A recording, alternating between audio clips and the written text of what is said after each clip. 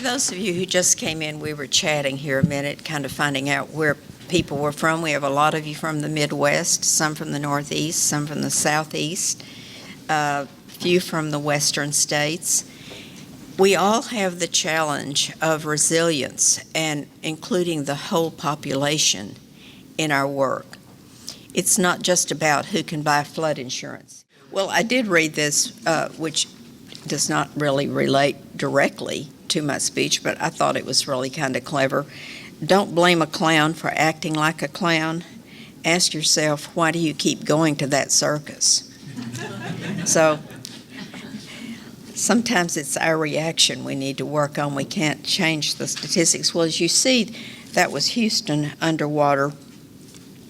We know that populations are expanding and expanding in dangerous places. I want to recognize the work done at the University of Texas at San Antonio and the University of Iowa. And these are two places where there's a great deal of work done with social justice and disaster. Dr. Eric Tate at Iowa State is in the engineering department, and Dr. Lorenzo Sanchez have both done work. I hope next year in Fort Worth that at least we could get Dr. Sanchez there, because he's really established another dimension I'll tell you about. There is kind of an understudied dimension that he has recognized and is beginning to do research in, and that's place. How the place makes a difference, whether it's urban, whether it's suburban, whether it's a large city but not suburban. And he gave an example of like Midland, Texas, which is a good-sized city, but it's not close to Houston or Dallas. And then rural. Interestingly, sometimes rural populations have more support for people after a disaster because there's a closer community. The nonprofits and religious organizations know each other maybe. In urban areas, there are some advantages because usually there are more resources and they're tighter.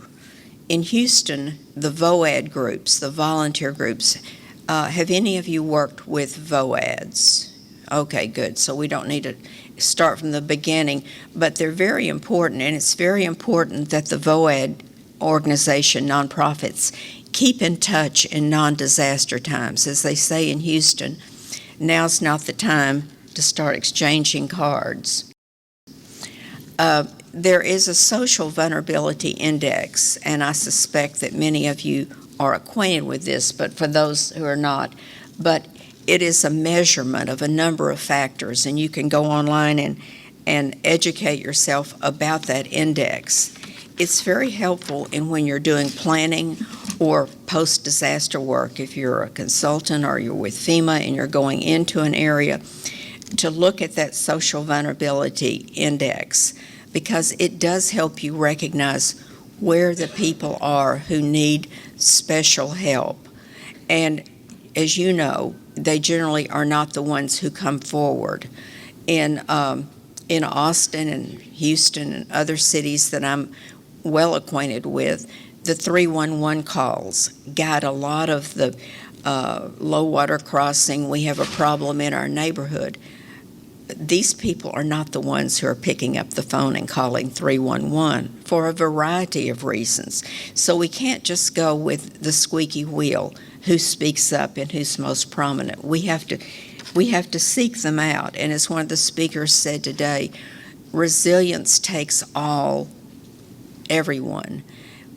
When after Ike, we were doing some work on the coast in Texas, and the petrochemical industry became very involved in that recovery, but for their own economic concerns.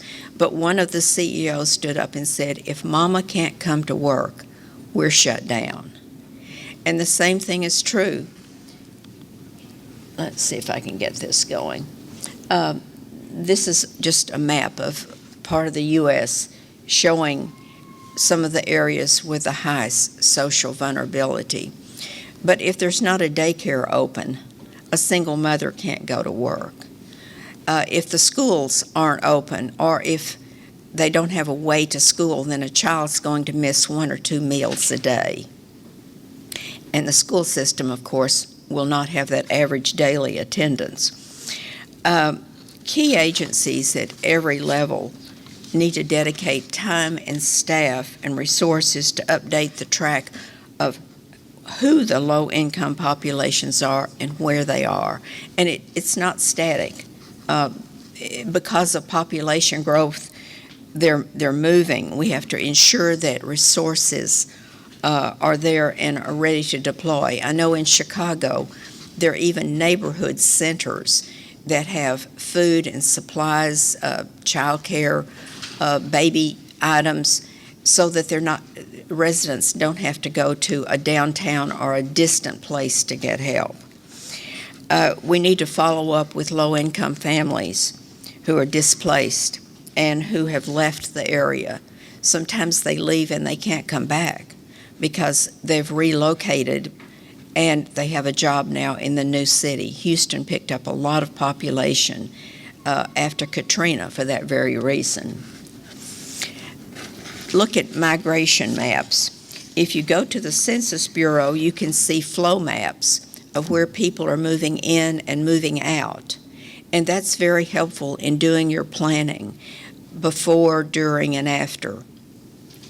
There's some areas where people are moving from, and that's another issue, because if they're moving from an area rapidly, that's generally an indication of job closures or fewer jobs. If they're moving in, they're seeking jobs. They're new to the area. They're not particularly aware of the natural hazards there because that hasn't been where their family has been for many years. We know that one-size planning doesn't work. We need to target at risk where people are in place and map where the higher changes in vulnerability are. For instance, we know that houses built after 1980 are at a lower risk. Why? We heard codes today. If they're in structures built before 59, then it's likely that there were not codes in place to make sure that structure was built well. Public housing, renters just don't have a choice. They weren't there when that multifamily unit was built to know how well it was inspected. You're all aware of these, I suspect, because you do work in this area. But we know that there are contributing factors to vulnerability, with female-headed households probably the most vulnerable, and their children, because the children are so dependent on an adult. We all know the dependencies of elderly because they can't keep their homes repaired even if they're on retirement and have some retirement income. Climbing up and cleaning the gutter or cleaning around the house or doing a little landscaping to keep the water from getting in the basement is beyond the physical limitations. And along that line in Chicago, and here comes a Chicago expert, in Chicago, we saw some really, really excellent examples of neighborhood type of help. Rain Ready Chicago has been a real success in helping residents channel water away from the house and into a little holding garden in their yard. I challenged the Corps of Engineers gentleman who was up there today at the plenary, which all three speakers were so good. And I said, have you considered macro projects, helping small areas look at landscaping and non-structural ways of reducing their risk? In Houston, if they hadn't put up that sound barrier beside the highway, you wouldn't have trapped the water in the Maryland neighborhood. It just acted like a dam. So there are things we could do in neighborhoods that might not be large scale, but if we got enough of those examples, it would be helpful to other communities. One of the things we found in the urban flooding study with the National Academy of Science is that there's some really good things happening across the country with neighborhood groups, nonprofit groups, but the communication is not there, to keep everyone informed of good examples. So I think it could be a great plan for ASFPM to showcase some small successes. Are you aware that the American Bar and your state bar association have people who really want to help? I've worked with an American Bar committee on getting pro bono attorneys and the state bar. Invite them in early in your planning process. Why? Renters need help with landlord issues. Sometimes if they're missing work a week, they can't make their rental payment. They can't be evicted as quickly as some landlords tell them they can be. You can't do a buyout unless you have clear title to a house, can you, Steve? There are a number of areas that just knowing the channels to go through, and you have these eager young attorneys who are ready to do pro bono work. Be sure to include them in your planning and in how they can move in and help. Even on sunny days, there are populations that need help in looking at. It takes a great deal of vocabulary and reading acuity to apply for a lot of the programs. So just helping get into a program and understanding what is available. Their populations, depending, may be predisposed to higher or lower risk. Suburban residents have risk because they usually are not as connected with the urban help, and many have moved there. I know in many of your communities you see these concentric rings of population around an urban center, around the District of Columbia. Now 30, 40, 50 miles out, you have communities. What was a rural area can now be a center with a lot of people commuting. So there are not always that many networks, particularly if it's a rapidly growing area, that they would know where to go or how to get help. I really want to do a call out for some of the and certain environmental factors increase risk more than others.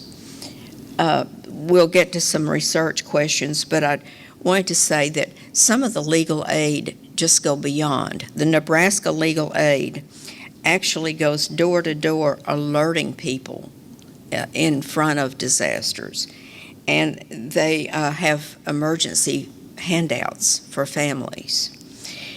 One of the chief benefits of having a very active VOAD or volunteer group, and there's a national group and then there are usually state and chapter groups, is that you need a case manager, because if a person comes in to one of these volunteer groups, they may be going to 3 or 4, and you don't want to duplicate benefits, or you don't want to keep going through the same intake information.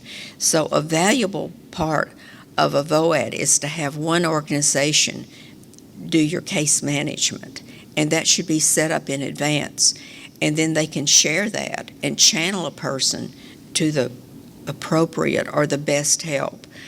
Catholic Charities is doing a fabulous job, and they do not depend on citizenship to help, and in fact they don't wait for people to come in, because they know that many non-citizens won't come in and approach government, and they actually go out and canvass and they look for people to help.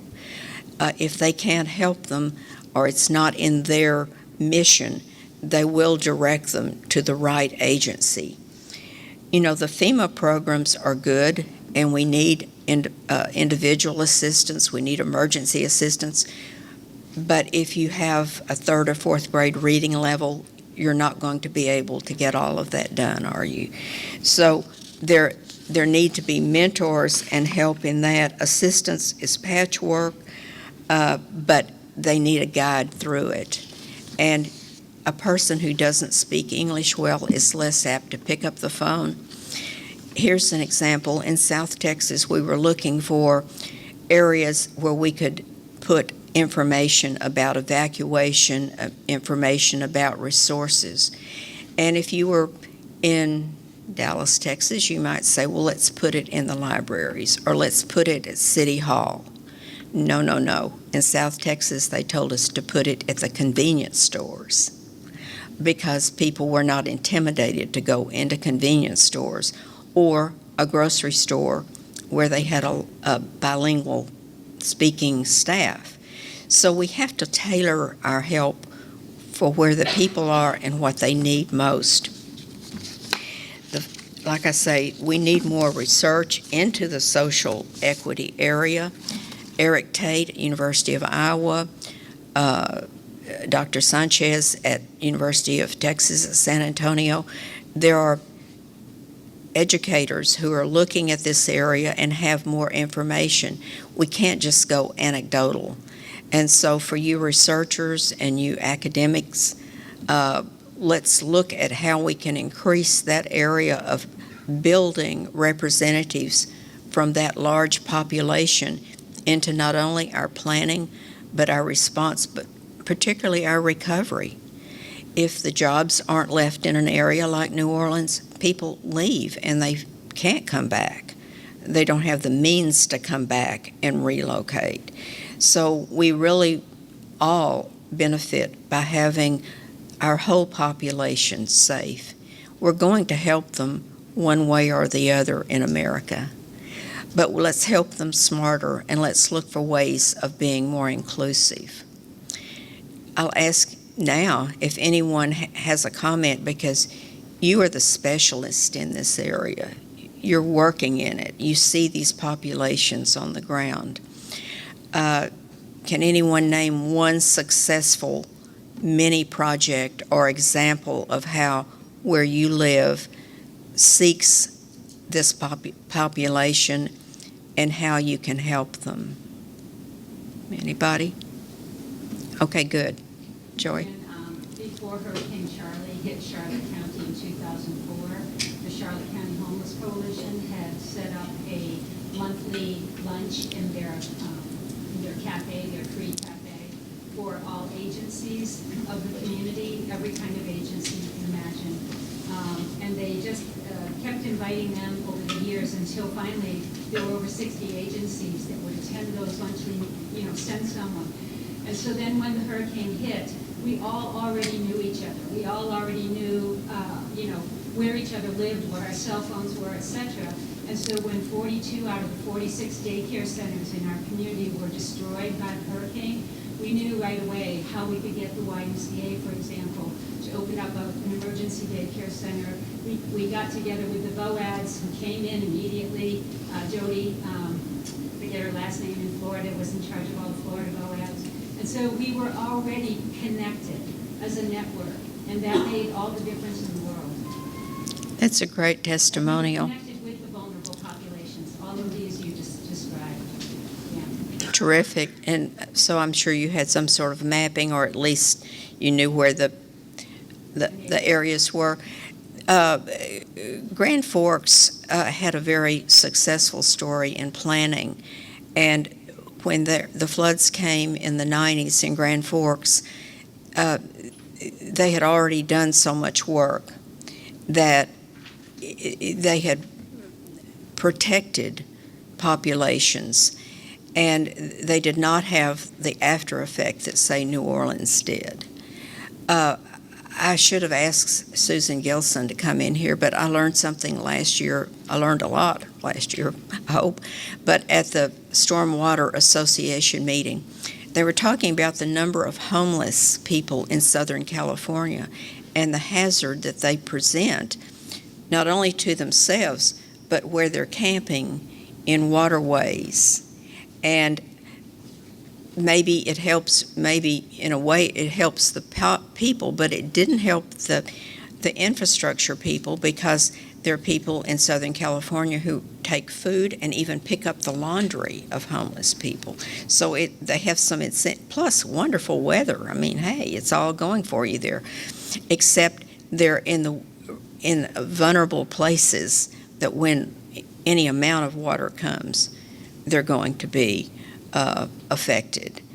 And that was a real eye-opener to me. They showed pictures of these, huge wastewater pipe, huge conveyance, and people would be camping in them.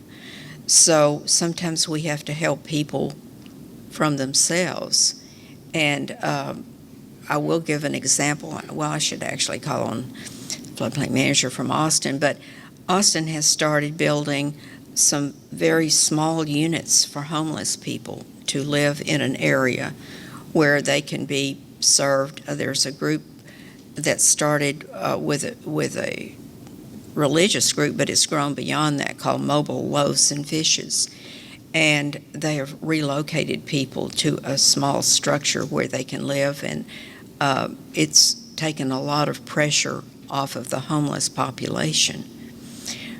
Anyone else want to tell us a success story?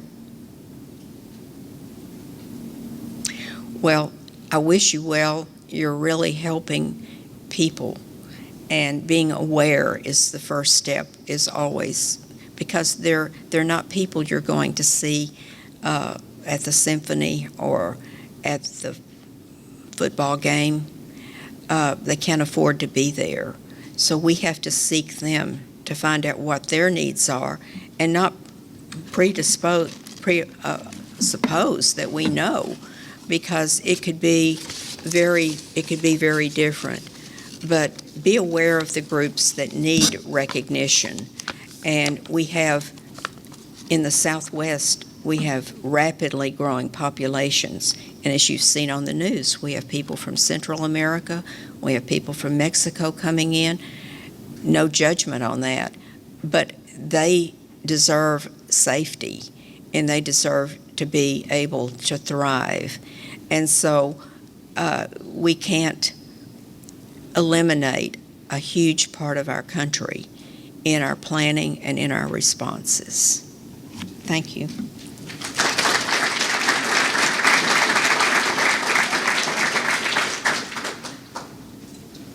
We have about 8 minutes for questions, if you have any questions for Joanne. Okay. This is super basic, but do you have evidence that points to how much we can count on people in these populations having mobile phones? More than you would think. Mobile phones are probably the one thing that they most prize for communication. I can't give you a statistic. Possibly some of the universities that are doing that kind of research would have it, but I suspect that it's very, very high compared to people who would have a car or would have access to other types of communication. So are you thinking about a way of alerting them? Yeah, you mentioned that they're probably not as likely to initiate a 311 call, but I'm wondering if that's an effective way, one of the ways that people can be reached besides, as you said, in a convenience store or a grocery store or something like that. That's a good idea. And, there's the reverse 911 calls, but it's not likely they're in that database, or that their phones are. Social media, maybe. Do any of you go to use an app called Nextdoor? Anybody? I like Nextdoor. I can trust my neighbors to tell me some things. I'm not saying that the index people, SIV people, are particularly, but think about that for a channel of even suggesting places to go and get help, or there's a lot of lost dogs and cats on there, but they also report things. Where can I buy this, or I have this to give away? I think we're finding more neighborhood type organizations who will communicate and are pretty trusted. If somebody there says they had a washing machine repaired and the person was good, yeah, you believe that was probably the truth. But I think we need to connect a lot of small programs that have been successful and a way that an area has handled it, what you do, and have those in a scrapbook, an electronic one maybe, so we can use other good ideas. I mean, I like the idea of Nebraska legal aid, going out and telling people in advance and putting hangers on the doors. Tap into every resource. We know that there get to be donor exhaustion. When it's on the news in the first month or two, everybody wants to help, everybody wants to bring something, but recovery takes a long time, and particularly for vulnerable populations. Once they're behind on payment for TV or sofa or rent, and then the job loss or diminished hours, it takes a long time to catch up.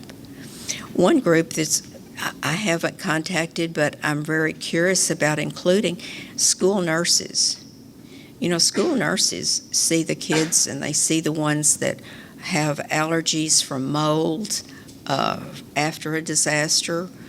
I think that we haven't reached out enough to school nurses and probably some of the elder care groups who deal with elderly. The stress of a disaster on elderly people cannot be overstated.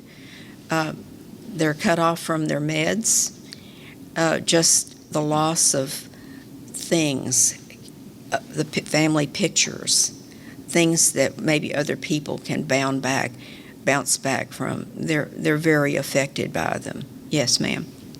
So I was just thinking, listening to you talk, I really enjoyed your talk, by the way.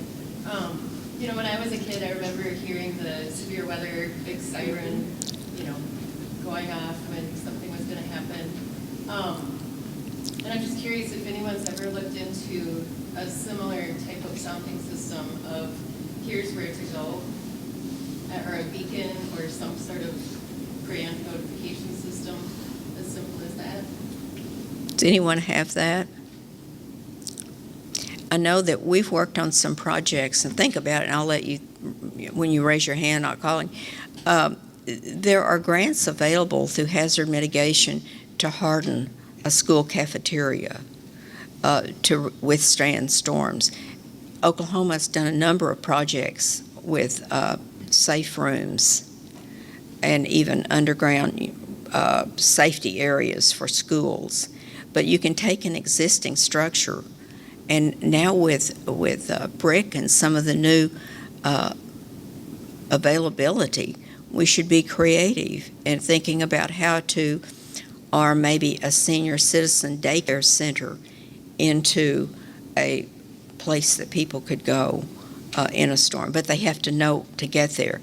Now, oddly enough, the UT San Antonio study shows that having a lot of public transportation is not necessarily a safer way, because if the public transportation, if you're depending on that and it's shut down, and then you don't have access to an automobile or another way of moving, you really are marooned there. So you all have all heard about the Cajun Army, the fellows from Louisiana who get their fishing boats out, and they go to areas and actually go up and down streets and rescuing people. We have a lot of people in this country who care and care about each other. Our challenge is doing it in an organized way, and I think ASFPM could do more to highlight small successes or the way things are done in different places, because there are pockets of success everywhere. So we just need to learn from each other.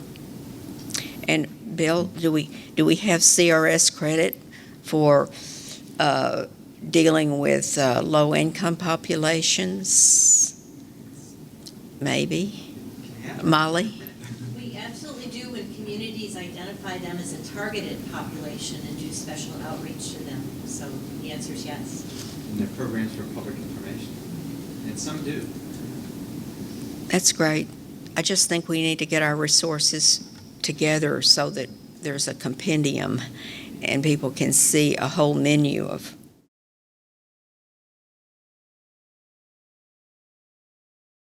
All right. Good morning, everyone. As Robin said, my name is Alexis Cunningham. I'm a Digital Coast Fellow with Coastal States Organization and ASFPM. And my title is a little different than what's in the pocket guide you guys received, but it's addressing resilience capacity at the community level and the community rating system. So just to provide a little bit of overview of what I plan to discuss today, I'm going to talk a little bit about what CSO and ASFPM is doing around the CRS and how that ties into the socioeconomic project, as well as a little bit about the CRS, the purpose of this project, research steps, the analysis, both quantitative and qualitative.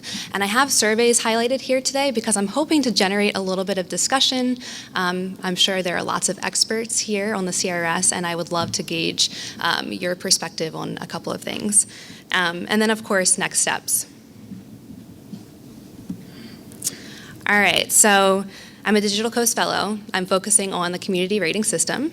And this really entails a number of different projects. And right now, Coastal States Organization is developing a CRS engagement strategy that really guides the goals and priorities of coastal programs in all U.S. coastal counties around the CRS. And so what I've been doing with them is having phone discussions to identify their needs and interests and how CSO and ASFPM can work together to leverage national tools and resources to address those needs and interests. And so that plays a role in the socioeconomic project as a component. So how many here are familiar with the CRS? Okay, so I don't have to go into too much detail. So essentially, it's a voluntary program for NFIP participating communities that will get rewarded for going above the minimum requirements of the NFIP. Overall, the enticing benefit here is that communities receive a premium discount in flood insurance.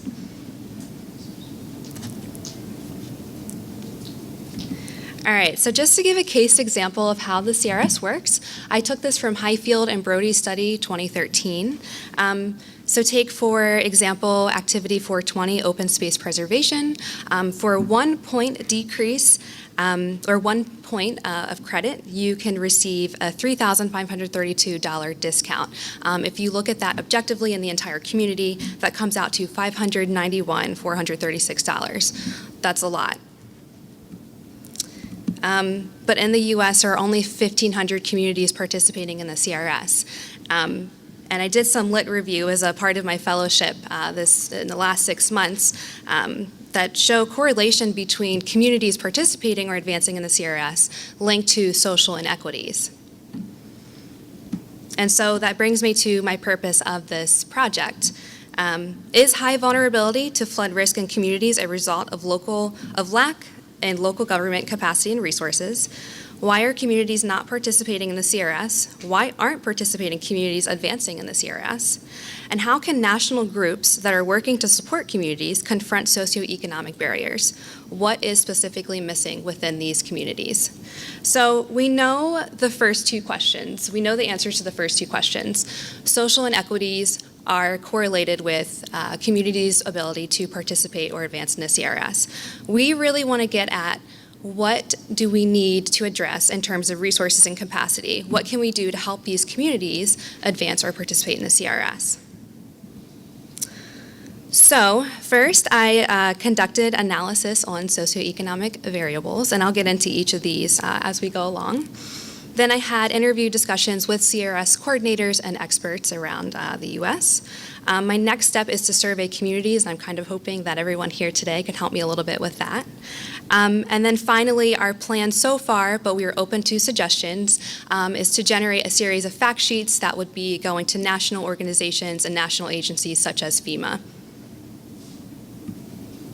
All right, so for quantitative data, I took the data from U.S. Census, and I worked with a Digital Coast data statistician to analyze household income, population, education, race, and I also took some data from CCAP Land Cover Digital Coast tool. And so again, we looked at all U.S. coastal counties. We analyzed it through Excel, then R, just to validate everything. And of course, it's showing that, as you may expect, CRS communities lack resilience capacity. So just to give you an idea of what that looks like, this is Dorchester County, Maryland. I'm using this one in particular because I did interview the coordinator here. But in particular, I want you to take note of the percent poverty, percent race, household income, and the number of agricultural areas. This is a rural community. Typically, rural communities have a harder time with access to resources, but at the same time, there is a lot of opportunity for open space preservation. All right, and then with qualitative interviews, so I interviewed coordinators in Georgia, Massachusetts, Maryland, Virginia, and Washington. I asked them a series of questions, such as what is your role as a coordinator or an expert? What are challenges that you see in the role of being a coordinator or an expert, or what challenges and concerns do you see in your community? Do you think that social inequities are linked to these challenges and concerns within communities? What are some successes with the CRS if your community is participating? And do you have recommendations on CRS policy changes and GIS tools at the national level? So I put together some common themes here based on the questions that I asked them. So first, with challenges and concerns, basically everyone said there's difficulty in scoring fairly when each community is at different risk. The CRS process and manual is very time-consuming and unapproachable. There's a lack of resources at the federal and state level. And oftentimes, it comes from community initiative and political will. Some communities just are not willing to participate in the CRS because they just don't want to. Low staff capacity, especially in small and rural communities. And of course, funding. Now, in terms of social inequities, I heard yes and no responses, which I found very interesting. Some said yes, because it depends whether it's a rural or urban community. Typically, rural and small communities have a harder time with capacity. They don't get as much attention. And I heard yes in terms of education. That helps people be more aware, but it also depends on how affluent the area is, and that really links to the rural and small communities. I heard no because the communities are aware of the CRS, but it comes back to political will. They just don't want to do it. When it comes to successes, there were some that said community initiative was great. The political will was there. They want to take ownership. They want to take control of the CRS, and so they're very gung-ho about obtaining credit. Communication and coordination has been effective and successful across the close entities in local government. And of course, engaging the right types of people in one room. So CRS user groups have been very successful and effective.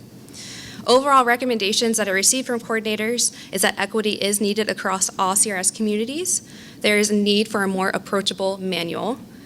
And more workshops, trainings, and webinars on CRS tools and resources would be great. And of course, improve staff capacity. Okay, so this is the part where I'm hoping to pick everyone's brains and get everyone talking. So this is what CSO is in the midst of developing now. We are developing surveys to try to find out what types of resources are needed at the community level of implementation for the CRS. And so we plan to send these surveys out to participating and non-participating communities to really understand their capacity to mitigate flood risk, whether or not they are participating in the CRS, their perception on that, and really identify any technical assistance activities we can hopefully help them with. So how many floodplain managers are in the room today? Oh, wow. That's awesome. Okay, how about coordinators? CRS coordinators?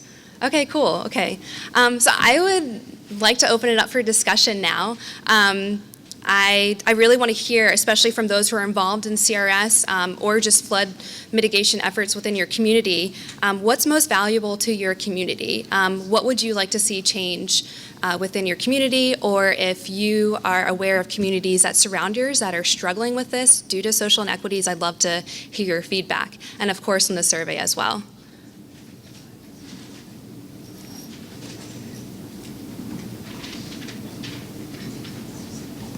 Anyone? Yeah. Well, I think excuse me, one of the biggest social inequity issues, the fact that people in some neighborhoods, particularly if they already own their house, can't afford to have flood insurance. They will not pay for flood insurance because it's a cost that takes away from something else. Mm-hmm. So when you do have those instances where there is a flood situation or whatever emergency, those people are left without that resource. They don't have the ability to afford it. And I really don't see any way that that's going to change in the future. Thank you. Yeah. One thing that I've heard, and ours is not a CRS community, but there's a bit of misunderstanding or there's misinformation being sent out from the insurance companies about who can be insured and at what level. Okay. Interesting. Especially from the private insurance companies. Okay. I would agree. I've had several residents contact us saying that they were told they couldn't buy insurance unless they were in a special collective area. Okay.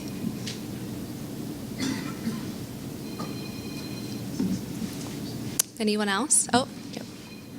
In my former life,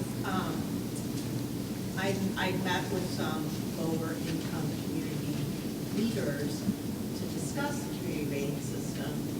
And I think a lot of it is lack of, like you said, they have lack of staff. The staff they do have is spread pretty thin.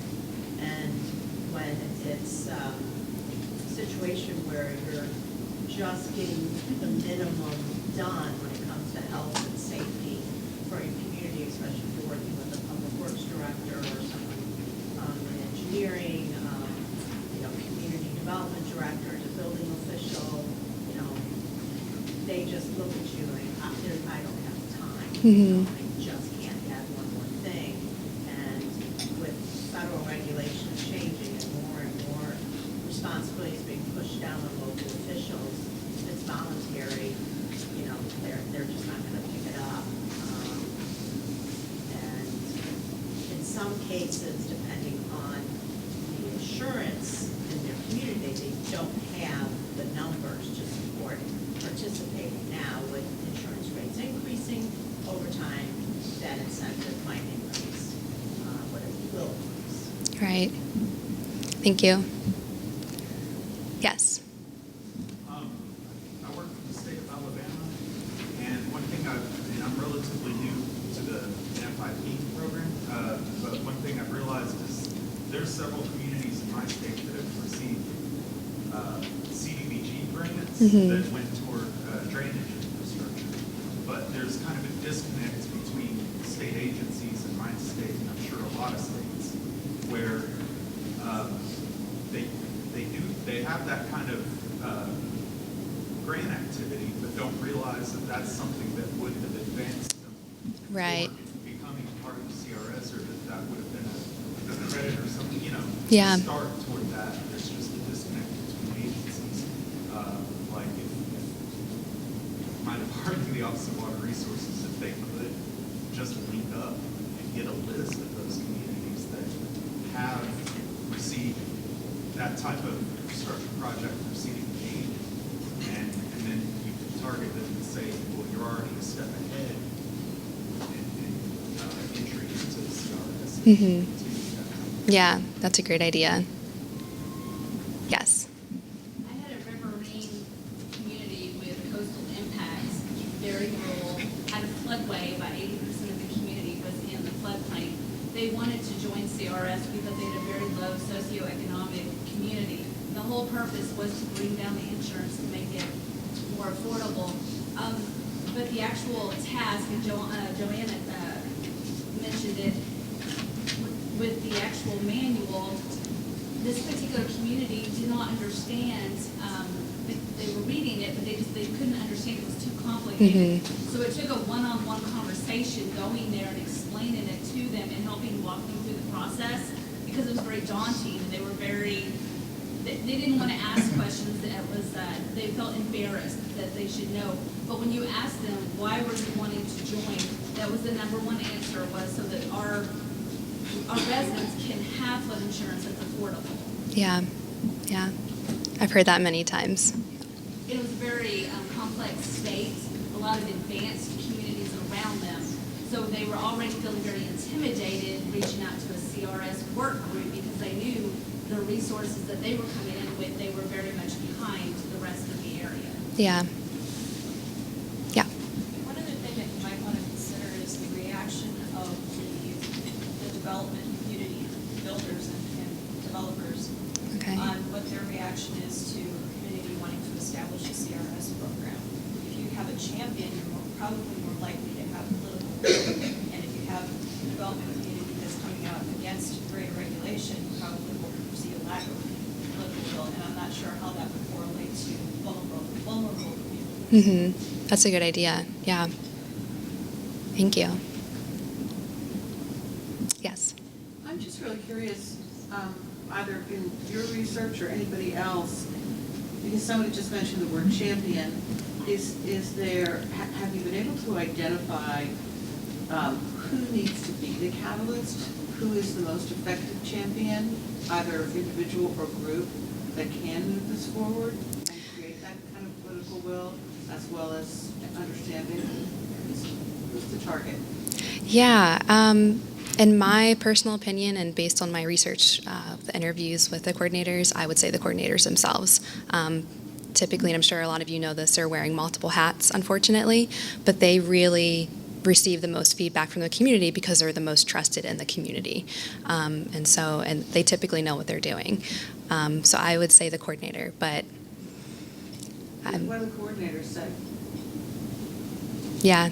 Politicians. Okay. You can sell the idea to a politician that they can get their name in the paper, that they're going to be saving the community so much because they're on board. Okay. Doing a study of the city of 100,000 with coastal issues and also riverine, the major benefit was going to the people that had the largest houses along the ocean, and people that could afford either to have insurance or not to be self-insured. And that was where the benefit was going, and all the work was being done at the expense of the whole rest of the community. And the department that floodplain management was not necessarily the primary thing, was a small part of what they're doing, part of the planning or zoning or building code.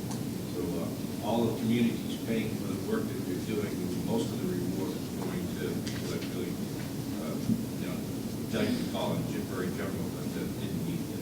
Yeah. Yes. I've helped dozens of communities join CRS, and quite a few of them were small towns of less than 500 people. These small towns of less than 500 people have limited staff and resources. One resource they lack is a GIS system. They just don't have computer mapping in their office. That's where our state agency helps them. By state agency, I mean this guy that sits behind you. All right, now, one of the ways that might assist small communities is on the CRS resources website. They should put some online GIS tools that communities can use. We just had a guy that used the Google Maps to create his drainage system map, for example. All right, so those communities without that resource can learn how to do it online. All right. They'll be presenting on that topic this afternoon. Okay. That's amazing. All right, anyone else? Yes. I'd like to say that a community gets the CRS class they deserve. If they don't put the effort into it, they're not going to do well. The only reason they're going to put the effort into it is because they care about having a flood problem and doing something about it. If that's not there at the community level, you're not going to get too far. So if you want a champion, make sure the next flood includes a council member's house. We had a flood in Illinois in the late 80s that affected the house of the state legislator's minority leader and the office of the Senate's majority leader. And within a few months, we had one of the toughest state laws on the books, just for the Chicago area, prohibiting buildings in the floodway, and a variety of other things. That works. You aren't lucky enough to have a flooded council member. The flooded people need to go to City Hall and go to council meetings. And I've seen that work too. That if they, en masse, get press coverage and make it clear they want something done, they don't even have to ask specifically what they want. become a priority, and therefore the community will follow through on a good floodplain management program, and then CRS is just a great spin-off from a good local program. All right. I think that's it. So again, our plan is to create a series of fact sheets. I'm hoping to use the surveys and the interviews combined to create case studies to kind of ground truth what we're finding, and again, to present them to national organizations and agencies. If you have any suggestions on the survey that I passed out, please do send them my way, especially floodplain managers and coordinators. You guys would know the most. I'm sorry I didn't have enough copies today. I didn't think I'd have a room full of people. But do feel free to reach out to me with any other questions or comments, and thank you. Oh, sure. Thanks very much. Very good analysis. I can't help but take note of a certain principle that we see in all of this work we do. You know, this notion of becoming resilient and implementing floodplain management, I mean, it's complicated. It's complicated. And where we've seen some of the best success is where there's institutionalized collaboration and relationship building. I think we've certainly seen this for floodplain managers through the CFM program. Because of CFM, we've had training, we've had support groups, we've had a community of practice that is there to support each other. I think in post-disaster response, you know, where there's good rapport between the state hazard mitigation officers, support from identified key state coordinators, and the community officials are part of a community of practice, of colleagues they can turn to for help and suggestion. We had a success. And as you mentioned, I think one of the best successes of CRS has been the user groups. And we have quite a number of participants in the user groups that are not from CRS communities. They're availing themselves of that community practice. They're getting support. They're meeting with their peers. And so I offer this to suggest, you know, none of this can be dumbed down and simple. The CRS coordinators manuals is a little bit, that's true, but we really have the ISO field specialists using more of an interview process to help them. And so, you know, some of our best successes, as you alluded to, is involve yourself in that community practice. Be willing to go to the user group. Be willing to call the ISO field specialists and just say, I just want to talk. I want to get some familiarity. So in any of these groups of endeavors, there's no simple solution. There just isn't. And the success that we have seen that we can celebrate are those individuals that have availed themselves of these communities of practice and really risen to the occasion. I think probably one of the best examples of this is the CRS Award for Excellence that is now in about its 10th year. Almost every single nomination that comes in is modeling excellence. And so it is going on out there, and in most cases it's because individuals have had, if you will, the bravery in some cases, but in other cases just the access and the motivation to join these other groups. And that would apply also, I think, for some of the communities that have limitations because of their socioeconomic situation. For sure, yeah, thank you. All right, thanks everyone.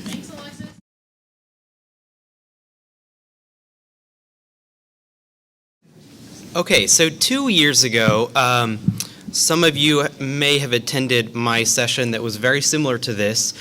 2 years ago, I was the state coordinator for Nebraska, and we did a similar level of research effort to try to answer the question, who lives in floodplains in Nebraska, and make recommendations to change our programs or expand our programs based on that. I've since moved out to Seattle. Lots more mountains, and ocean is pretty nice out there. And one of the great things about King County, I'm sure many of you have heard of King County before, is there's a real commitment to equity and social justice and moving our programs in our community to a more equitable place. And so in our work in the river and floodplain management section, we have a deep commitment to do that. But in order to do that, we need data to support our efforts and data to identify where we can expand or improve our programs to manage our floodplains more equitably. So what I'm going to talk about today is the approach that we've taken to understanding the data to support and answer the question who lives in floodplains and what kinds of people and what kinds of living situations there are in floodplains in King County. So I'm going to focus on the data and a little bit less on the conclusions and more about some of the pitfalls of data that we have available in our communities and some of the strategies that we used to overcome that. So hope you're ready for a little bit of data presentation and diving deep into the census. So just for some context, King County, we have a group of 60 people in our river and floodplain management section. We're the service provider to the flood control district, which brings in about $60 to $65 million a year. And we do a wide variety of all aspects of floodplain management, from managing levee and revetment systems, doing levee setbacks. We produce maps under the CTP program for our communities. We do a lot of home elevations, we do a lot of buyouts, we're a Class 2 CRS community, we do a lot of things in King County. And one of the things we're trying to ask ourselves very critically in each of those different lines of business that you see here is how can we do those things more equitably and to build a more equitable King County. So the floodplains in King County, for those of you, maybe some of you went to the Seattle conference, floodplains are pretty narrow in King County. We don't have super widespread floodplain areas like you might see in other states.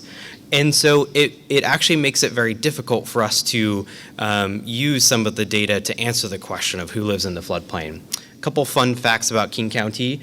I left the state of Nebraska and I moved to a local government that has more people than the entire state of Nebraska. We have about 2.3 million people in King County, and it's growing rapidly every year. Fortunately, we have a lot of state laws and state regulations that keep people out of the floodplain, but there's still always growth and development pressure in certain areas. And we more or less organize the work that we do in the major river systems. So there's 6 major river systems. Interestingly, almost all of them start and end in the county, which is pretty unique. A couple go into the next county up or start to in the county to the south. King County has a long history of doing pro-equity work. It started back in 2008 when our county executive started an initiative to work on equity and social justice, and has been further reinforced by the creation of an Office of Equity and Social Justice. And that office helps all the county agencies like ourselves do this work better and supports us with a lot of resources. We developed a strategic plan, and one of the big things about this equity and social justice strategic plan is that we focus on racial inequities as the primary driver of the lack of access to resources and the lack of access to power. Those are the things that we're focused on, and those are that becomes the central mission of our equity social justice work. And our team, this is hard to see, you'll get to see this in the presentations that are put online, but we focus on sort of a stream approach to understanding equity. So the things that are talked about a lot are in the outcomes side of the stream, where there are a higher percentage of African Americans who are incarcerated. Well, that isn't necessarily the issue that needs to be addressed. The issue that needs to be addressed is the inequities in the systems that are in place in our justice systems. And so what King County is trying to do is focus upstream on the things that drive the inequities and improve that process. We're looking at how we provide and engage communities of color and other communities in King County in access to power, so that we can start making better decisions that affect the outcomes, that affect the inequities that are present. And so when we think about turning this back to flooding, when we think about some of the characteristics and aspects of flood damage that affect people in different ways, Joanne talked about it quite a bit in her presentation, so I'm not going to this in too much detail. But one of the biggest things about flooding is it causes long-term serious damage to often a family's biggest source of wealth. And when that's damaged and there's no financial protection for it, that wealth goes away. And that means that kids have less access to education. That means healthcare might need to be curtailed. And there's a lot of downstream effects from the loss of that wealth. And the NFIP is both a property protection and life protection program. And as a local government, and one that has a lot of money to do really good projects, we need to look at that a little bit closer. Growing up, I grew up in a little town outside of Lincoln, Nebraska, and we lived in a Zone X. We had flood insurance for at least a couple years, the years that mattered when we got flooded. And in talking to my parents, they said the only reason why they were able to keep the college savings fund going for my brother and myself is because we had flood insurance, and when we had the $10,000, $15,000 of damage to our house, that was covered by flood insurance. And so we didn't have to dip into the educational savings program. Obviously, I am not a person of color, and so I'm certain that my family would have been okay even if we had lost that. But certain communities don't have that same access to resources. And so that's why it's so important that we look at the equity aspects of flooding. I'm just gonna put all these up here. Flooding is a complicated hazard. There's a lot of disconnects between the resources available and the communities that can access them. And it's important that we do better in our communication and do better in our simplification of the process. The FEMA strategic plan tries to address this. And I hope that they go an even step further to making FEMA's resources accessible to people that might not already be a part of the system.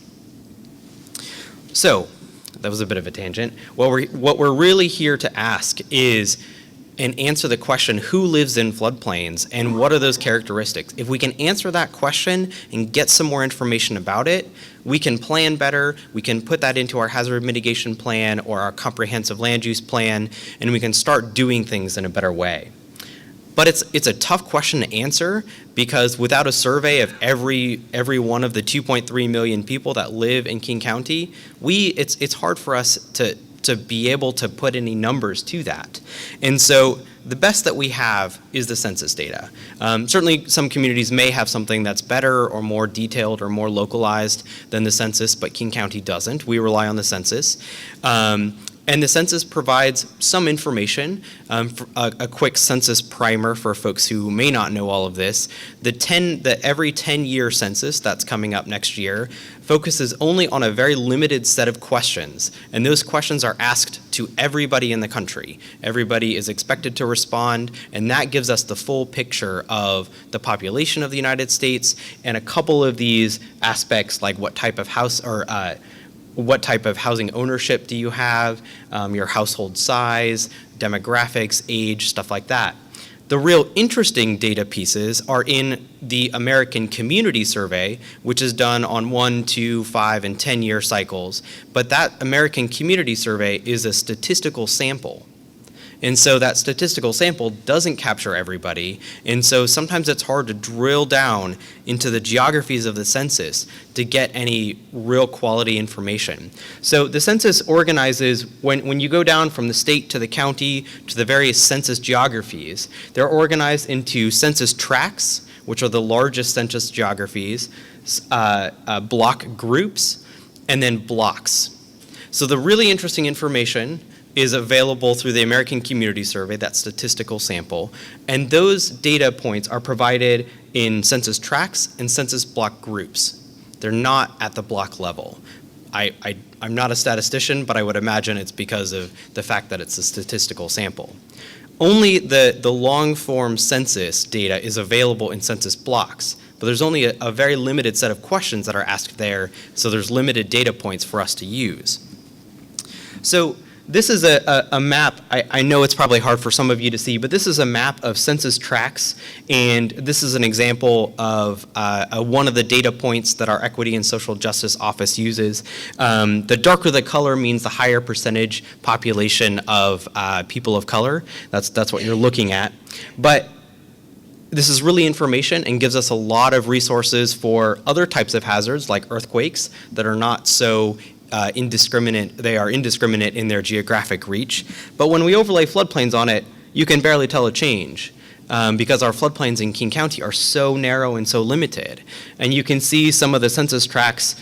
If we're trying to use this data to answer who lives in the floodplain, we can't use census tracts because there's very few census tracts that have that much floodplain in it, and so it's hard for us to say the characteristics of that census tract applies to the population in the floodplain.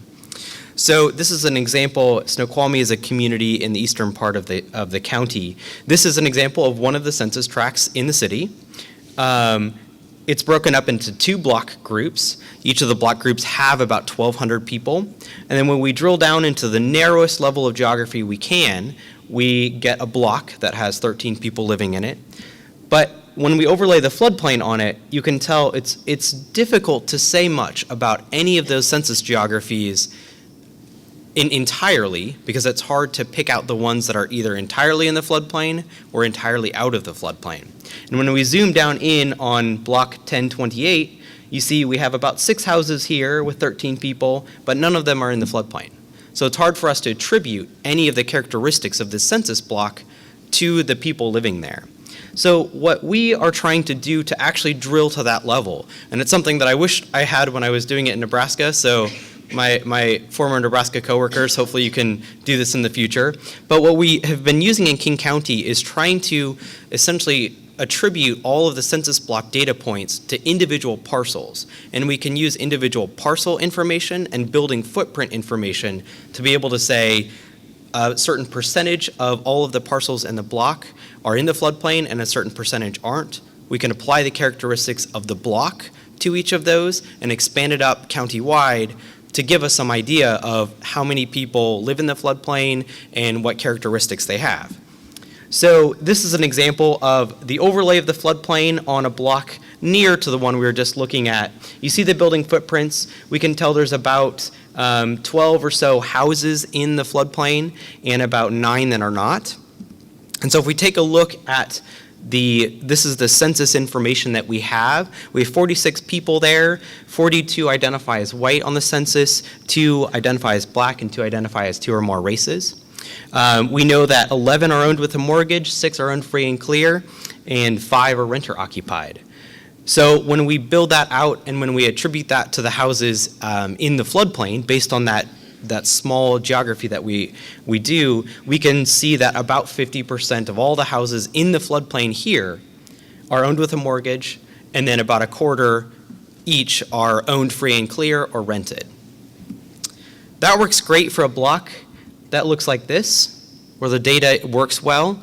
The trouble we ran into, and the way that and the reason that some people caution using census block information, is we have situations like this.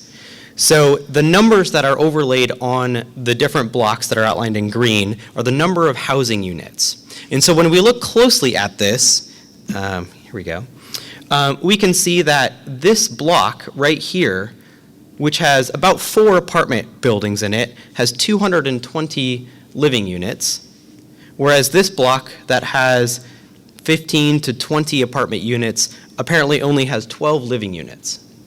And so this census information doesn't match up. And the local government doesn't have the ability to edit census information or really contribute that much to the creation of these boundaries. So in this area, we had to figure out some other solution to be able to identify and attribute the block characteristics to each of the buildings in the floodplain correlated with our assessor data to figure out how many people live in there. And so there were luckily, in King County, there's not that much floodplain, so we could almost go block by block and look at these to try to figure out how to aggregate. We can tell that these 2 blocks are probably meant to be one. And in the way the census did it and organized the data, somehow it didn't line up, and so it provides a particular data challenge for us. So we were able to take these blocks, merge them together on sort of a piece by piece or community by community scale, and then apply the attributes that we did in the more single family residence example that I showed before. And so we have these preliminary results that we put together just last week. So it needs some further refinement, and if you want to talk to me, I'd be happy to share some of this with you in the future. But we found very consistent results to what the study showed from Nebraska. And what that comes down to in King County is we have over 50% of all the households in the floodplain rent. And a little more than 30% are owned with a mortgage, and about 11 to 12% are owned free and clear. And so if we tie that back to our understanding of flood insurance, we can be fairly certain that most of the people who own their house with a mortgage have flood insurance in the floodplain. That's great. If we assume that a lower percentage of those who own their house free and clear, where flood insurance is no longer required, if we assume a smaller percentage of them have flood insurance, and then we look at renters, and we know nationally the insurance take-up rate for renters is incredibly, incredibly low. Now, that's just for the renters. We don't know about the building owners, but renters have a very, very low participation rate in the NFIP. So I'm looking at this data thinking most people in King County don't have financial protection for their wealth and their assets from flooding. And that's a big challenge for us. Renters often are not the ones that get our mailings or that get traditional types of outreach. And so we've, I think, already made the change a while ago to make sure we are doing mailings to individual units, not to an address from the assessor. And so we break that out and send all of our flood, the CRS required flood brochures that we send out, we send them to each unit, housing unit, rather than an address that an apartment complex might have. Some of the other interesting data points that we have found so far, so this is a bit hard to see, but on the left side, we're showing the various demographic breakdowns by those who rent versus those who own. And in every demographic group, except those who identify as white, there's a far, far, far higher percentage of those populations who live in the floodplain that rent. And so that means that most of the people of color who live in the floodplain rent at a much higher percentage than those who identify as white in the floodplain. That shows that we have a problem that we can tackle given our focus on racial inequities in the work that we do in King County. And when we look at those identify as Hispanic, the census breaks down people who identify as Hispanic not in the racial groups, and so it's a separate line item, a separate data piece. Almost 80% of the Hispanic population in the floodplain are renters. And I can almost guarantee that all of them don't have flood insurance. And that's a big problem for us. And that shows that we have a lot of vulnerability out in our community, and we could probably be doing better based on the data that we have. This is the racial breakdown of the population in the floodplain. We have about 31,000 people in the floodplain in total across King County. And overall, the population in the floodplain are more white and less people of color.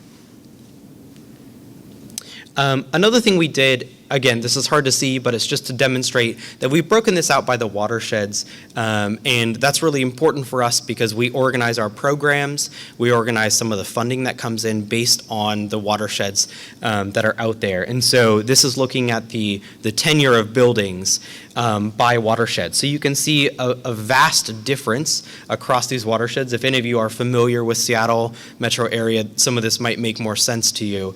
But there's vast differences between certain watersheds that have about the same percentage of those who rent versus those who own as the county-wide.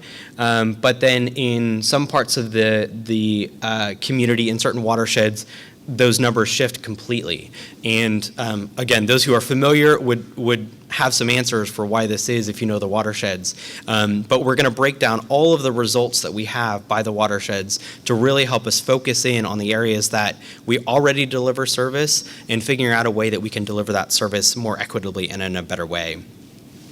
So I've already brought this across. There's a much higher percentage of renters in the floodplain, and we need to be doing better as a floodplain management community to help renters figure out how to protect themselves from flood losses. And I don't know if that's a part of some of the flood insurance reform that's coming, but it definitely needs to be. And to the extent that local communities can pick up that effort, we're definitely trying, but we can't offer flood insurance to these people.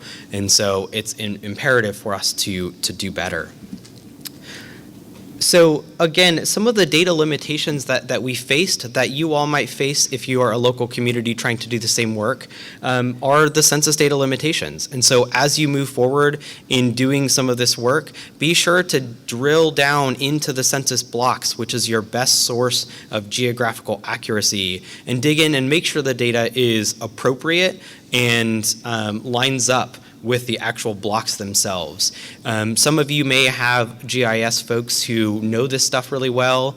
King County has a demographer of our own. I'm sure not many communities have its own demographer, but if you have someone who focuses on the census, ask them about this and get their information, get their understanding of how the census applies to the community, so you can apply this approach to overlaying floodplains or other flood risks to make sure it's as accurate as possible.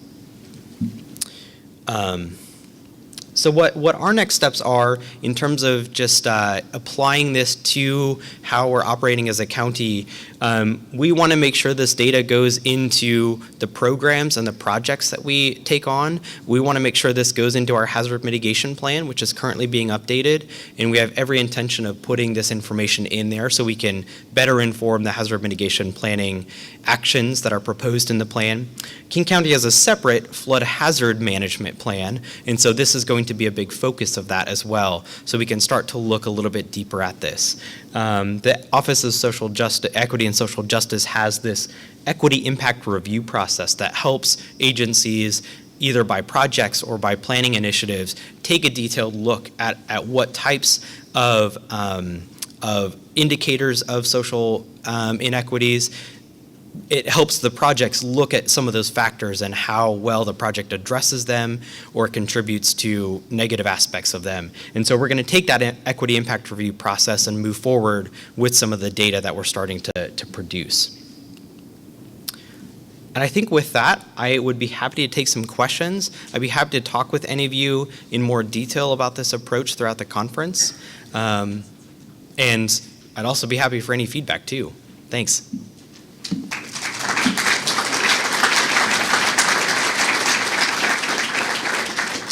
Yeah, go ahead. You mentioned in the hazard mitigation plan. Mm-hmm. Do you integrate this into other plans, or is it just that? Yeah, so the question was, I mentioned the hazard mitigation plan, but is some of this work going to be put into the other plans in the community? While the results are still preliminary, I think the answer would be yes. We have it's required in our comprehensive plans that we address frequently flooded areas. And so to the extent that we have data about people who live there and characteristics of housing in those areas, I think it makes sense for us to include that in the other plans that we have. We'll have to make sure the data lines up and some of the approaches line up to what that plan is, but I think the answer would be yes. Yeah, Joy.